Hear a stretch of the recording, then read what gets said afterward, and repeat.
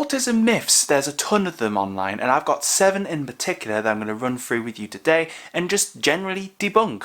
Here we go.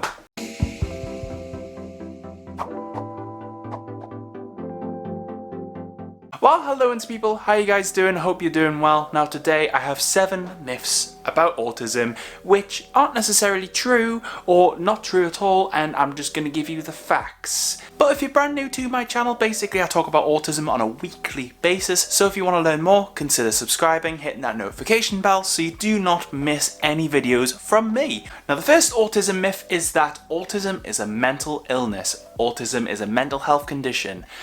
It is not. Autism is a neurological condition, and neurological conditions themselves, they're all to do with the brain and how we process things, whether it's visually, whether it's through our ears, how we process the world around us, which is all to do with how the brain is wired. But what's the difference between a neurological condition like autism and mental illness? Well, basically neurological is all to do with like the nervous system. So basically how stuff in your brain travels down your body, how you feel things, how you interpret things, and basically it's all to do with that part of the brain, like just how you function with different aspects of your being.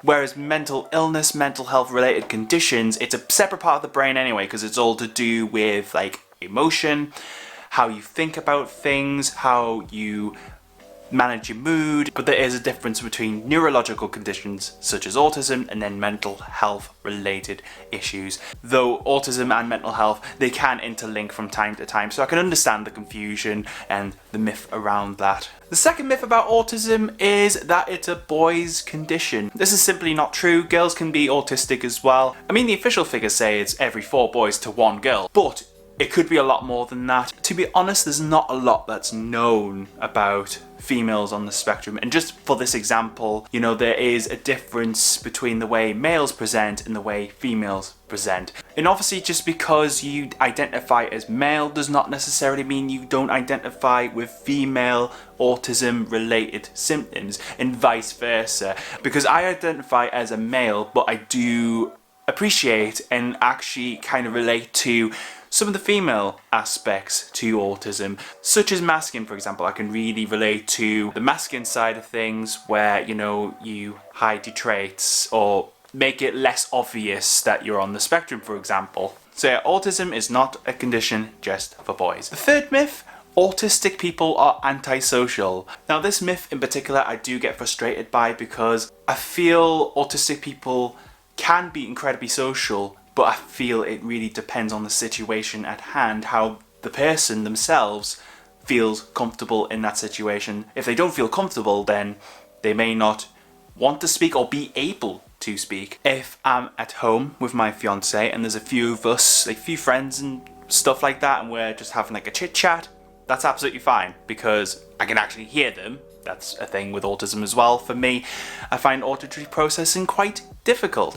So if I'm in my own setting and I feel comfortable, of course I'm going to be a lot more sociable because I feel comfortable. But if you stuck me in the middle of a pub or something where there's a billion people and there's just a load of noise everywhere, then I'm gonna try my very best to listen first rather than talk, because obviously there's going to be a lot of noise around me, so I'm going to be trying my very best to actually concentrate, which might appear antisocial because I'm not actively talking.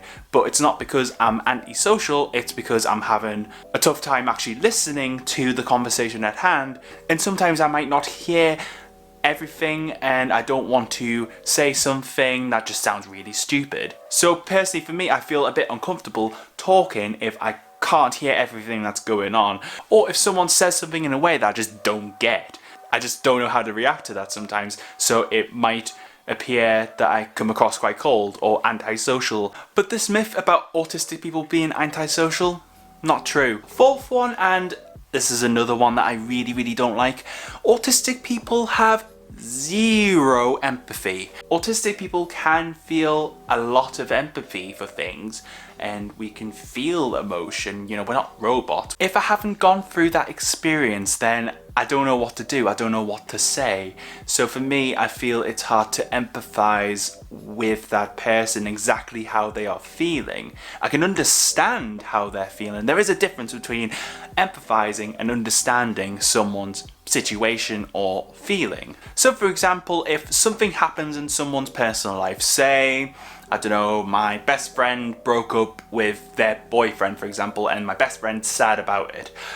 I can empathize with that because I have experienced breakups in my life, like I've been in relationships and stuff, so I have a good idea of what it feels like. I obviously try my best to understand people and try to empathize with people, but sometimes it can be a little bit skew-with and it can be all very, very confusing, to be honest. But just to get back to the point, autistic people do feel empathy. I think it is just the way that you interpret empathy, because sometimes it might not be conventional, you know, we might do things out of the ordinary, but we're doing it from a good place, you know. The fifth autism myth that I've got for you is autistic people can't have romantic relationships or don't want romantic relationships. Like, all autistic people process emotion differently. Some of us don't necessarily feel emotion in the correct way or the way that's conventional. Some of us are overly emotional. And also the world of dating, the world of relationships can be a very, very confusing place for us. But we do want romantic relationships. I mean, some autistic people don't want to be in a romantic relationship with someone, and that's absolutely fine. It's absolutely your choice whether you want to be with someone, not look for anything in particular, and you just want to do your own thing. That's totally cool. But some autistic people really want to be in romantic relationships. It's just, how do we get there? You know, how does dating work? You know, how does this whole relationship thing work out? With me and Nicola, for example, I've been with her for nearly 6 years. Yes, I cocked up many times. I said the wrong thing, or I didn't say the appropriate thing in a romantic situation. But Nicola is amazing. She just got me for me and just understands me and just knows sometimes I'm a little bit rubbish with stuff. And she just accepts that part of me because it's just me being me. So really, autistic people do want romantic relationships. I think it is, like I say, it's just how do we get there and finding a process that works, and also meeting the right person as well. The next autism myth: autism is curable. I can say with absolute certainty that autism is not something that can be cured. It's something that you are born with. It is neurological, so it's born as soon as you are born. And autism is lifelong. It's not something that can be cured. As someone who is autistic and is a part of the autism community, I've heard so many stories about how autism can be cured with bleach, can be cured with magical pills, can be cured by taking a supplement, can be cured by eating a certain food, like just all of this stuff. Basically, if someone proclaims that there is a cure for autism, yeah, not true. Now, everyone who is autistic is pretty much alike. Now this one, as a myth, kind of has some truth to it. And what I mean by this is, yes, some autistic people can have similarities in traits or behaviours or the way that they think about things. You know, it's absolutely impossible, I think, for every single person out there, whether you're autistic or not, to be different. You know, it's just not possible. You're going to find similarities with people out there in the real world, regardless of who you are. All autistic people, we all have our similarities, but we also have our differences. You know, we all experience things differently from one another, and some of us may experience certain traits that other autistic people just don't experience. Frankly, everyone's different, but we can all share similarities from time to time. But for now, if you enjoyed this video, hit the like button so I know, subscribe to the channel if you are brand new and you want more. Stay you, stay indie, have a great day guys, and I'll see you all next time.